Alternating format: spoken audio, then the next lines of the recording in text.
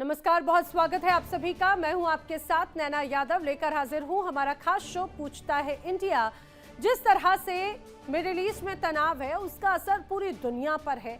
भारत उससे उबरने की अपनी रणनीतियों को तैयार करता है, लेकिन पड़ोसी मुल्क जो पैसे पैसे को मोहताज है, पूरी तरह से कंगाल पाकिस्तान, जो दलाली वाली आदत अभी भी उसकी गई नहीं है। 1981 से अमेरिका के लिए दलाली करते आ रहा है पाकिस्तान। उससे बड़ी गलतफहमी यह हो गई कि मिडिल ईस्ट की भीषण जंग को भी वो अपनी दलाली के जरिए रुकवा देगा और जो हालात हैं उससे उबर जाएगा, क्योंकि नीतियां रणनीतियां तो यहां पर है नहीं। लेकिन इसका भ्रम अब तोड़ चुका है ईरान। जी हां, ईरान ने यूएस के साथ में बातचीत की टेबल पर आने के लिए पाकिस्तान के प्रस्ताव को सिरे से खारिज कर दिया है और पाक को उसकी असली औकात बता दी है। आखिर ईरान को क्यों पसंद नहीं आई है पाक की दलाली, बताएंगे आपको।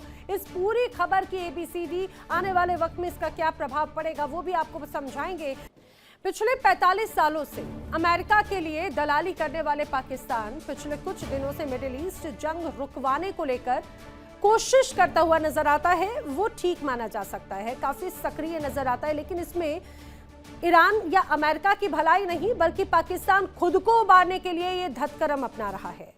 अब उसे बड़ा झटका भी लग गया। दरअसल पाकिस्तान ने इस सक्रियता के पीछे जियोपॉलिटिक्स की महाशक्ति बनने की हसरत पाल रखी थी, लेकिन ईरान ने दो टूक कंगाल पाकिस्तान की हसरतों को जमींदोज कर दिया।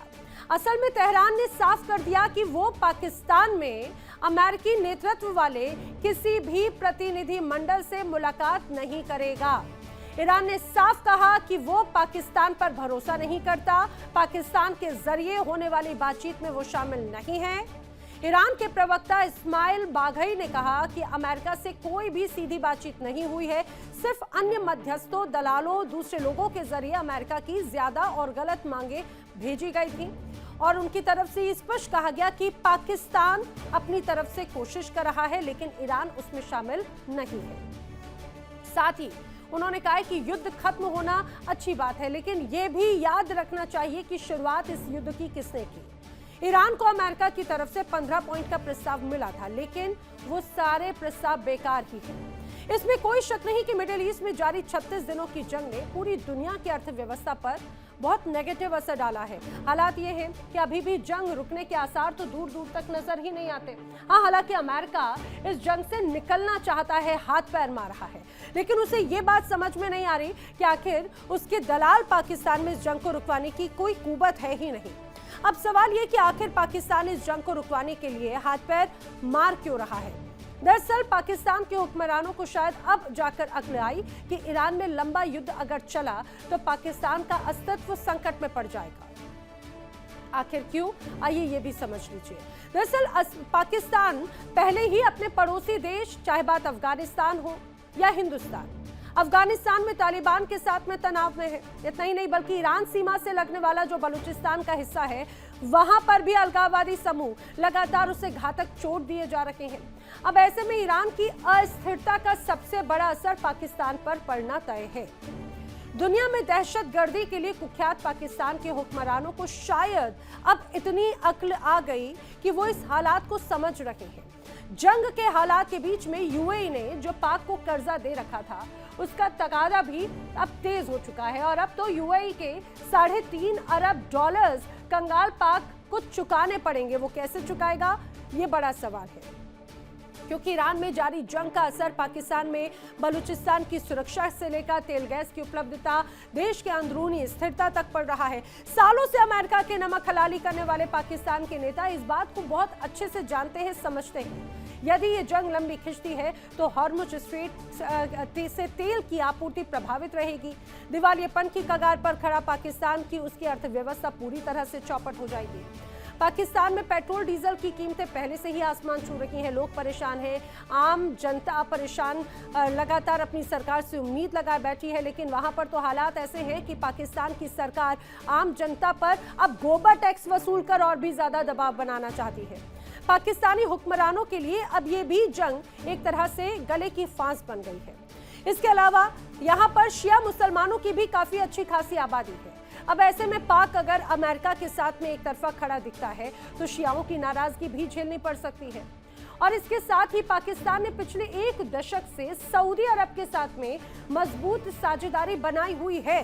दोनों देशों के बीच में अहम रक्षा समझौते भी हुए हैं, जिसमें एक दूसरे पर हमले को दोनों पर हमला माना जाने वाला है। अब ऐसे में जिस तरह से ईरान लगातार खाड़ी देशों को निशाना बना रहा है, सऊदी अरब को निशाना बना रहा है, डर है खाड़ी देश में भी इस जंग में सीधे तौर पर शामिल वो हो सकते हैं, और अगर ऐसा हुआ तो पाकिस्तान तो गया। ये वक्त पाकिस्तान के लिए मुश्किलों का सबब लेकर आया, क्योंकि अब एक तरफ सऊदी अरब और दूसरी तरफ ईरान होगा तो पाकिस्तान के मुल्ला मुनीर और शहबाज के लिए ये फैसला लेना बहुत मुश्किल हो जाएगा। ईरान युद्ध में पाकिस्तान और उसके दलालों की या दलाली की चर्चा तो करेंगे ही, लेकिन उसके पहले आपको ये जानना भी बहुत जरूरी है कि आखिर पाकिस्तान को अमेरिका का दलाल कहा क्यों जाता है, इसके पीछे की कहानी क्या है। असल में ईरान जंग को लेकर भारत सरकार की एक सर्वदलीय बैठक हुई थी और उस बैठक ने भारत की विदेश नीति पर सवाल खड़े किए और इस बात पर गहरी आपत्ति जताई कि भाई एक नाकाम देश, एक कंगाल देश, एक आतंक परस्त देश पाकिस्तान अमेरिका और ईरान के बीच मध्यस्थता की एक भूमिका निभा रहा है। इस पर विदेश मंत्री एस जयशंकर ने सीधे सीधे बताया कि भाई पाकिस्तान तो दलाल देश है ही, और ये भी बताया कि पाकिस्तान की तरह भारत दलाली नहीं कर सकता। पाकिस्तान को दलाल कहने के पीछे बड़ी बात है। दरअसल उन्होंने जिक्र किया 1979 का, जब ईरान में ऐतिहासिक इस्लामिक क्रांति हुई और इसी क्रांति के दौरान तेहरान स्थित अमेरिकी दूतावास पर ईरानी प्रदर्शनकारियों ने कब्जा किया। 400 से ज्यादा दिनों तक अमेरिकी राजनयिकों को बंधक बनाकर रखा, और ये इतिहास का वो चर्चित बंधक संकट था जिसने अमेरिका और ईरान के रिश्तों में हमेशा के लिए गहरी खाई खोद दी। इस पूरी घटना के बाद 7 अप्रैल 1980 को अमेरिका और ईरान के बीच में राजनयिक संबंध पूरी तरह से खत्म हो गए। दोनों देशों ने एक दूसरे से अपने दूतावास भी बंद कर दिए। सीधी बातचीत का कोई रास्ता नहीं बचा, लेकिन अंतर्राष्ट्रीय राजनीति में धुर विरोधी देशों को भी संवाद का कोई ना कोई बैक चैनल या पिछला दरवाजा खुला रखना है। अब यहीं से उस व्यवस्था का जन्म हुआ जिसे एस जयशंकर ने दलाली का नाम दिया था। 1981 में अमेरिका और ईरान के बीच में अल्जियर्स समझौता हुआ। इसके तहत तय किया गया कि दोनों देश एक दूसरे की राजधानियों में किसी तीसरे तटस्थ देश की राजनयिक संरक्षण में अपने इंटरेस्ट पर फोकस करेंगे। ईरान में अमेरिकी हितों की देखभाल का जिम्मा स्विट्जरलैंड के दूतावास को सौंपा गया, जो आज भी कायम है। वहीं अमेरिका की राजधानी वॉशिंगटन डीसी ने ईरान के हितों की जिम्मेदारी शुरुआत में अल्जीरिया को दी, लेकिन 1992 में अल्जीरिया में जो गृह युद्ध हुआ, उस दौरान जब ईरान ने वहां के इस्लामिक धड़े का समर्थन किया तो अल्जीरिया ने ये जिम्मेदारी छोड़ दी, और जैसे ही अल्जीरिया हटा तो पाकिस्तान ने इस अवसर को लपकने की कोशिश की। अमेरिका में और ईरान का संरक्षक एक तरह से वो बन बैठा। तब से लेकर अभी तक कोशिश ये की जाती पाकिस्तान की तरफ से कि अमेरिका और ईरान के बीच के तनाव को, जब भी कोई ऐसा कोई तनाव हो तो उसमें पाकिस्तान मध्यस्थता निभाए, लेकिन ईरान पाकिस्तान पर भरोसा नहीं करता। आपको याद होगा कुछ समय पहले बाकायदा ईरान ने यह आरोप लगाया था कि पाकिस्तान ने उससे धोखे से तेल लिया, पाकिस्तान पर तो दया की थी ईरान ने।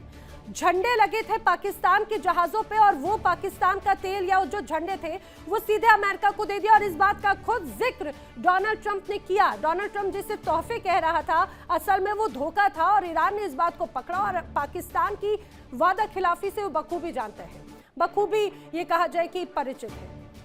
अब सवाल ये, क्या पाकिस्तान को अमेरिका की दलाली भारी पड़ रही है? ईरान जंग नहीं रुकी तो पाकिस्तानी अर्थव्यवस्था क्या चौपट हो जाएगी? भारत पहल करे तो क्या मिडिल ईस्ट की जंग रुक सकती है? ये वो तमाम सवाल हैं जिन्हें जानने की कोशिश करेंगे। खास मेहमानों का पैनल मेरे साथ में कनेक्ट हो रहा है, जल्दी से आपको मिलवा देती हूँ। मेरे साथ रक्षा विशेषज्ञ के तौर पर रिटायर्ड विंग कमांडर आलोक सहाय कनेक्ट हो रहे हैं। मेरे साथ में पाकिस्तान से खास मेहमान भी कनेक्ट हो रहे हैं, रक्षा विशेषज्ञ रिटायर्ड मेजर शेख नदीम। मेरे साथ में अमेरिका से पत्रकार कनेक्ट हो रहे हैं, अमर मस्तिकान जी। मेरे साथ राजनीतिक विशेषज्ञ के तौर पर पाकिस्तान से एक और खास मेहमान कनेक्ट होंगे, राजा काशिफ। साथ ही साथ रक्षा विशेषज्ञ ट्राइड कर्नल एस के मालिक जी भी मेरे साथ में कनेक्ट हो रहे हैं। सर, आप सभी का बहुत स्वागत है इस पूरी चर्चा में। जो अभी हालात नजर आ रहे हैं उन हालातों को लेकर चर्चा करते हुए मैं मलिक सर आपसे शुरुआत कर रही हूँ। मुझे एक बात जरा समझाइएगा, आखिर क्यों पाकिस्तान की मध्यस्थता ईरान एक्सेप्ट नहीं करना चाहता? क्यों भरोसा नहीं जताया जा रहा है? आखिर क्यों एक तरह से पूरे सिरे से खारिज करते हुए कह दिया है ईरान की तरफ से कि हम पाकिस्तान पर भरोसा नहीं करते, वहां चर्चा नहीं की जाएगी? सर, ऑडियो अनम्यूट कर लें प्लीज। जी सॉरी जी। नैना जी नमस्कार, और सभी मेहमानों को भी मेरा नमस्कार। देखिए, पाकिस्तान की मध्यस्थता को ईरान का अस्वीकार करना, उसके पीछे उसके बड़े कारण हैं जो समझ में आते हैं। आज के परिदृश्य को अगर देखें तो पाकिस्तान एक ऐसी जगह पर खड़ा हुआ है जहां पे वो कोशिश कर रहा है कि मैं ईरान और अमेरिका और इसराइल के बीच में लाइए। देखिए, सबसे पहले तो बड़ा उनका इशू ये है कि जिस वार्ता को वो आगे बढ़ाना चाह रहे, उसका एक अहम हिस्सा है इसराइल। और इसराइल को ये तो फूटी आंखों देखना स्वीकार नहीं करते। तो इसराइल के बिना, इसराइल इस युद्ध को लीड कर रहा है और ऑलमोस्ट आधे का भागीदार है दूसरी साइड से। जब इसराइल किसी बात में शामिल नहीं होगा, उसके जो इश्यूज है वो एड्रेस नहीं होंगे, तो ये वार्ता का मतलब क्या रह जाता है, क्या आधार बनता है इसका। और इसके अगर कुछ बैठ भी जाते हैं, कुछ लोग साथ मंत्री संतरी बैठ भी जाते हैं, तो क्या इसकी सक्सेस के क्या रेट्स है, क्या संभावनाएं हैं। तो कहने का मतलब यह है कि ये बात यही, पहली बात तो खत्म हो जाती है, ईरान से पहले ही खत्म हो जाती है। दूसरी बात यह है कि ईरान क्या कहता है, कि ईरान कहता है कि मुझे जो मेरी शर्तें हैं, उनके ईरान की 3-4 शर्तें अभी तक जो है वो नॉन नेगोशिएबल है। जैसे कि वो अपने मिसाइल प्रोग्राम कभी नहीं छोड़ेंगे, और यहीं पे बात अटक जाती है दूसरी साइड से, अमेरिका कहता है छोड़िए। तो जब जो कि आज जो अस्त्र हथियार और जो टूल आज ईरान को एक तरह से मजबूत पक्ष पूरे विश्व के स्तर पर रख रहा है, आप कह रहे हैं कि उसी टूल को छोड़ दीजिए आप। तो ये ईरान कैसे इस बात को एग्री होगा, और ये पाकिस्तान कौन सी ऐसी जादू की पुड़िया निकालेगा को जो ईरान को मना लेगा कि आप छोड़ दीजिए। क्योंकि देखिए, अमेरिका को मनाना पाकिस्तान की वशकुवत के बाहर है। अमेरिका से तो पैसा लिया हुआ है, और अमेरिका ने उनको एफएटीएफ लिस्ट से निकाल के और उनको तरह तरह के एहसान दिए हुए हैं, और इतना मदद किया हुआ है कि वो उनके खिलाफ मुंह नहीं खोल पाएंगे। ना ही मुनीर साहब की इतनी हिम्मत है, ना ही वहां की पीएम साहब की तो खैर औकात ही कुछ नहीं है, क्योंकि वहां पे वो स्टैम्प मात्र होते हैं। एक और एंगल होता है कि देखिए, मध्यस्थ वो कंट्री कराता है जो अपनी अप्रोच में न्यूट्रल रहे, जिसका पूरा इतिहास न्यूट्रलिटी का रहे, और जिसकी क्रेडिबिलिटी बहुत हाई रहे इंटरनेशनल सभी कंट्री के बीच में। अभी पाकिस्तान को देख लिए, पाकिस्तान तो खुद एक आतंकवाद जनक, यानी जिसको टेररिस्तान का लेबल दिया गया है, वो खुद है। और पाकिस्तान के अंदर कितने टेररिस्ट है जिनको अमेरिका ने, जिनके ऊपर करोड़ की बाउंटी घोषित की हुई थी, हालांकि कुछ में से कुछ निकल लिए, कुछ अभी भी मौजूद है। कितने डेजिग्नेटेड टेररिस्ट हैं जो पाकिस्तान के अंदर बैठे हैं आज भी। मेरे ख्याल से हम अगर गिनेंगे तो लंबा हो जाएगा और डाइग्रेस हो जाएंगे टॉपिक से। जी, तो कहने का मेरा मतलब है कि कोई ऐसे क्रेडेंशियल्स होने चाहिए कि जब आप नेगोशिएशन टेबल पर बैठे तो लोग आपकी बात सुने, आप डाके का काम नहीं करें। देखिए, फर्क होता है डाकिए में और मध्यस्थ कराने वाले में, फर्क होता है। एक फ्रेंड वो होता है जो बैठकर दोनों साइड की बात सुनकर उनको दोनों को कुछ ऑप्शन सुझाता है। एक फ्रेंड होता है कि इधर से सुनी उधर पास कर दी, उधर से सुनी उधर पास कर दी। जैसे कि अभी एक हफ्ता या 10 दिन पहले हुआ है कि 15 डिमांड का उन्होंने राइटिंग में एक राइटअप लिया और ईरान को पास कर दिया, ईरान ने उसको लिया और डस्टबिन में डाल दिया। ये कारण ऐसे हैं कि आप इस स्थिति के अंदर पाकिस्तान भले ही अपने आप को एक रेलिवेंट कंट्री दिखाने की पूरी कोशिश करे या कर भी रहा हो, जैसा कि आपने मेंशन किया कि अमेरिका वाशिंगटन डीसी के अंदर जो उन्होंने अल्जीरिया का स्थान लिया, वो कोशिश करता रहता है। देखिए, आप बात सुनिए नैना जी, पाकिस्तान की स्थिति वो है कि एक तरफ कुआं एक तरफ खाई। अब ये मनाएगा किस बेसिस पर मनाएगा, ऐसा कौन सा कारण ढूंढेगा या कौन सा कॉमन प्लेटफॉर्म ये इजाद करेगा कि जिसपे दोनों के दोनों पक्ष, मैं कहूंगा 3 पक्ष, क्योंकि कुछ चीजें अमेरिका के साथ इजराइल मानने वाला भी नहीं है। अगर आप इजराइल को करोगे तो इजराइल अपनी बातों को, क्योंकि उसका एग्जिस्टेंशियल सवाल है। सऊदी को कैसे आप लाओगे उस लाइन पर? सऊदी ईरान रात भी ईरान ने इतनी मिसाइलें मारी हैं सऊदी कतर में और वहां पर उनके गैस इंस्टॉलेशंस पर, कैसे आप मनाओगे इनको? बल्कि खाड़ी के देश तो आज की कहने लगे कि अब हमें लगता है युद्ध में आना पड़ेगा। जो जब पूरा का पूरा जीसीसी कंट्रीज को इतना नुकसान कर डाला है ईरान ने, तो आप कैसे उनको मनाओगे, कैसे हर्जाना दोगे? और सर, यही तो बात बड़ी गंभीर हो जाती है। मैं इसका जवाब एक बार ले लेती हूँ। मेजर शेख नदीम भी मेरे साथ में कनेक्ट हो रहे हैं। मेजर शेख नदीम जी, देखिए, बहुत अच्छी बात है कि कोशिश की जा रही है कि कहीं पर अगर थोड़ी शांति स्थापित हो जाए, लेकिन भरोसा ही नहीं कर पा रहा है ईरान भी। ईरान क्या, कोई दुनिया का कोई और भी देश भरोसा नहीं कर पा रहा है पाकिस्तान पर अमेरिका के अलावा। कैसे पीस ब्रोकर बनेंगे आप, किस रूप में? ये तो बहुत डिप्लोमेटिक, ये कहा जाए एक बड़ा झटका हो गया ना।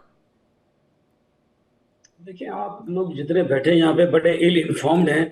अभी एक्स के ऊपर जो है ट्वीट की है अब्बास नकवी साहब ने, और उन्होंने कहा है कि we appreciate Pakistan efforts and we have never refuse to come and visit Islamabad for mediation. ठीक है, ये उनके अल्फाज हैं। ये आज की ट्वीट है, अभी उन्होंने की है। उसके जवाब में उन्होंने फिर वहां पे लॉन्ग लिव पाकिस्तान भी लिखा है और पाकिस्तान का झंडे की वीडियो भी लहराई है। ये अब्बास नकवी साहब का एक्स पे ट्वीट बता रहा हूँ। जहां तक कर्नल साहब कह रहे हैं कि आप कैसे इजाद करेंगे, कैसे बैलेंस करेंगे, एक साइड कुआं भाई हम तो हैं ही चैलेंजिंग, हमारा तो जिंदगी ही चैलेंजेस पे गुजरती है, ठीक है ना। तो हम इंशाल्लाह इसमें भी आप देखेंगे कि इजाद करेंगे, जैसे आपके परमाणु बम का हमने जवाब इजाद किया, एक परमाणु बम, और आज कंधे पे रख के हम परमाणु बम फिर रहे होते हैं, और आपकी जो है ना वो रातों की नींद खराब हुई हुई है। तो इंशाल्लाह इसका भी हम जवाब निकालेंगे। जहां तक ताल्लुक है लोन का, या आप जो वर्ड यूज करते हैं दलाल दलाल, असल में आप लोग की जबान बहुत खराब है। पाकिस्तान में इसको इसके लिए वर्ड यूज किया जाता है सालिस, और इंग्लिश में इसके लिए वर्ड यूज किया जाता है मीडिएटर। तो आइंदा आप इसको अगर तहजीब याफ्ता है तो इसको इस्तेमाल करें और इसको इख्तियार करें। ये इस तरह की गंदी लैंग्वेज आप लोग इस्तेमाल करते हैं। दलाल क्योंकि आप लोग इसलिए इस्तेमाल करते हैं कि वहाँ इंडिया में बहुत ज्यादा इस्तेमाल होता है और वहाँ वो लीगल भी है, टैक्स भी देता है दलाल। एनीवे, वहां तक ताल्लुक है लोन रिटर्न करने का, पाकिस्तान क्योंकि मीडिएटर का रोल अदा कर रहा है, पाकिस्तान पार्टी नहीं बनना चाहता यूएई के साथ या दलाल किसी के शब्द साथ। आप उसे इतना तो गलत पाकिस्तान समझते हैं चाहता क्या? है, आप तो नाराज हो गए अगर दलाल शब्द का कोई मीडिएशन का अगर इस्तेमाल का अगर करे तो आप तो नाराज हो गए। मन में चोर है तो तकलीफ है। नहीं ना, देखिए यहाँ क्योंकि टेबल टॉक होती है, मैं कभी भी नाराज नहीं होता, ना कभी हाइपर होता हूँ, ना मैं ये घबराता हूँ इन चीजों से, अल्हम्दुलिल्लाह, क्योंकि मैं सुकून से बात करता हूँ, जायज बात करता हूँ। आपको पसंद आए ना है, आपका अपना पॉइंट ऑफ व्यू है, कर्नल साहब का अपना point of view, I respect that, मैंने कभी इस तरह से नहीं कहा, लेकिन मैं अपना पॉइंट ऑफ व्यू दे रहा हूँ। लोन हम इसलिए वापस करना चाहते हैं, एक तो उसमें सबसे ज्यादा इंटरेस्ट है, 6.5% ले रहे हैं वो हमसे, ठीक है, और रोल ओवर भी कर रहे हैं मंथली बेसिस पे। बात पूरी कीजिएगा शेख नदीम जी। मैं सैयद अब्बास अरागची का वो ट्वीट ढूंढने की कोशिश कर रही हूँ ऊपर से लेकर नीचे तक। पिछले 5 दिनों में तो ऐसा कोई मेरे पास तो नजर नहीं आ रहा। वो डिलीट कर दिया गया या पाकिस्तान में कोई अलग तरह का आपके पास में सोशल मीडिया यहाँ पर पोस्ट नजर आता है एक्स का? अब अमर मस्तिकान जी कुछ कह रहे हैं। अमर मस्तिकान जी, है क्या ऐसा कोई ट्वीट? आया। हाँ, नहीं मुझे वो नजर नहीं आ रहा, वो डिलीट कर दिया गया या क्या? क्योंकि मैं अभी ऐसा ढूंढ रही हूँ तो मुझे उसमें कहीं पर नजर नहीं आ रहा जी। अभी थोड़ी देर पहले आया। अच्छा, देखा अभी आपने सुन लिया ना, देखिए माशाल्लाह। हाँ नहीं तो पता नहीं, वरना पर मैं क्यों मुझे आपको नजर ढूंढ के नहीं आ रहा दे रहा। वही Anyway, डिलीट हो गया या क्या है। चलिए, तो दूसरी बात ये कि देखिए हम उनका लोन इसलिए वापस करना चाहते हैं, एक तो बहुत ज्यादा इंटरेस्ट रेट है, दूसरा we don't want to keep, और हम पार्टी नहीं बनना चाहते कि बायस हो जाए यूएई की तरफ या इजराइल। जहां तक ताल्लुक है, इजराइल को तो हमने छोड़ना नहीं है इंशाल्लाह ताला, आप बेफिक्र रहें। इजराइल और इंडिया ये दो ही हमारे दुश्मन हैं, और इंशाल्लाह ताला ये दो ही हमारे टारगेट के ऊपर है। बाकी अमेरिका के साथ हम फ्रेंड स्टेट अलाई हैं, हम अमेरिका को we are trying to make him understand कि प्लीज स्टॉप इट यार, ये आप हरकतें ना करें, हमारे इस्लामी देश है। और अल्हम्दुलिल्लाह बड़ी अच्छी तरीके से कर्नल साहब के लिए बता रहा हूँ कि हमने टैक्टफुली दोनों को बैलेंस किया हुआ है, America, Saudi Arab and Iran. तो ये देखिए यही बैलेंस है, इसी को डिप्लोमेसी कहते हैं। और अब आप पता नहीं आपके यहाँ हिंदी में इसका क्या गंदा सा कोई जुमला होगा, मुझे नहीं पता, बट इंग्लिश में और इसको डिप्लोमेसी कहते हैं, और हम उर्दू में भी इसको सिफारती जो है ना वो आदाब या सिफारती तस्वीरात या टैक्टिक्स हम कहते हैं।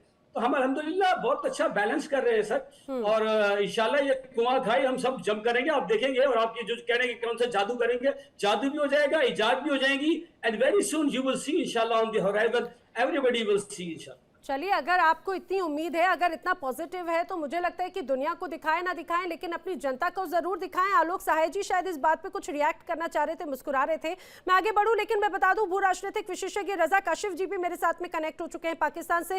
राजा जी, आपका भी इस चर्चा में बहुत स्वागत है। आलोक सहाय जी, अब मुझे बताइए, ठीक है, अब यहाँ पर अगर अब्बास अरागची के इस ट्वीट को ऑल्दो मुझे नजर नहीं आया, हो सकता है कुछ और इशू हो, लेकिन दूसरी तरफ खबरें जो जिस रूप में सामने आई, बार बार ये कहा गया कि पाकिस्तान ने जिस तरह से पहले धोखा दिया था, तेल पाकिस्तान ने अपनी आवाम के नाम पर लिया और पहुंचा दिया, गिफ्ट कर दिया अमेरिका को। डोनाल्ड ट्रंप ने वो बात कही, ईरान ने तब भी कहा था कि ये धोखेबाजी है, दगाबाजी है, और पाकिस्तान पर हम आंख बंद करके भरोसा नहीं कर सकते, क्योंकि अमेरिका के प्रति इन्फ्लुएंस और जो उसकी हमेशा से फितरत रही है वो बड़ा ट्रैप हो सकता है। नैना, मेरा नाम आशीष है, ग्रुप कैप्टन आशीष साहब। कोई बात नहीं, मैं ये बताना चाहूंगा कि सीरियस चीजें मेजर साहब को भी समझ में आता होगा। दलाली वर्ड चलिए हटा देते हैं, आपको पसंद नहीं है, लेकिन ये जो मीडिएशन की बात है ना, ये ऑफिशियल होता है मेजर। अगर आप तीनों एजेंसीज को, दैट इज तीनों वॉरिंग फैक्शंस, इजराइल, अमेरिका और ईरान, तीनों के साथ अप्रोच करते कि हम मेडिएट करना चाहते हैं, क्या आपको एक्सेप्टेबल है? जैसे आपके प्राइम मिनिस्टर ने अमेरिका को अप्रोच किया कि हम पाकिस्तान की धरती पे आपकी मीटिंग करा सकते हैं, लेकिन वो भूल गए कि यही ईमेल या यही व्हाट्सएप उनको ईरान को भी करना था। जब तक आप तीनों वॉरिंग पार्टीज को मेडिएशन के लिए इंडिविजुअली एग्री नहीं करा लेंगे इस्लामाबाद में आने के लिए, तब तक ये बेवकूफी भरा कदम है, इमैच्योर। आपको कुछ नहीं मालूम है प्रोटोकॉल आपके प्राइम मिनिस्टर ऑफिस को, कि सिर्फ अमेरिका को बोल दिया जी। ट्रंप साहब को भेजने, ईमेल भेजने में भी शायद वो एलिवेटेड फील करते होंगे आपके प्राइम मिनिस्टर, और भूल गए कि इजराइल और ईरान को भी इसी तरह का बायलैटरल पहले एक कम्युनिकेशन होता है। अगर वो एग्री कर, बात सुन ले, तब हम इसमें बोलते कि हम मेडिएट करेंगे। देखिए इंडिया डेली 24/7 अब आपके स्मार्ट टीवी पर। इंडिया डेली मौजूद है सभी डिजिटल प्लेटफॉर्म पर लाइव और लगातार। इंडिया डेली 24/7 हर दिन राष्ट्र को समर्पित।